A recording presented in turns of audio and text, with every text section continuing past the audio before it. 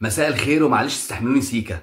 مفيش لا اوفي ايجاريا جاي، ولا اداره نادي الزمالك بتتعاقد معاه اصلا، ولا جوميز قال رجعوه تاني. كل اللي بتسمعوه في الاعلام ده كله هجايص. اداره نادي الزمالك قررت ان هي مش هتتعاقد مع اللعيب ده خالص. ليه؟ هي مقتنعه اشد اقتناع ان اللعيب ده لا يمت باي صله كره القدم.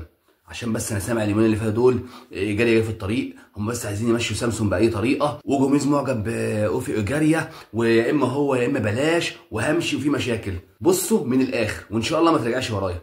لا جوميز بعد ماتش السوبر المصري قال لك انا عايز اوفي ايجاريا، انا عايز اوفي ايجاريا، وقعد يدبدب في الارض زي ما قالوا لك، ولا الاداره قالت هنفكر، ولا الاداره قالت هكلمه، ولا اي حاجه. بس عايزين يهيجوا الراي العام الزملكاوي على الاداره وعلى جوميز، وان جوميز عايز طلبات والاداره مش عايزه تجيبها. بص من الاخر كلمتين وبس، لا جوميز عايز اوفي ايجاريا، ولا الاداره قالت هنكلمه، ولا اي حاجه. كل اللي تسمعوه ده هجايص.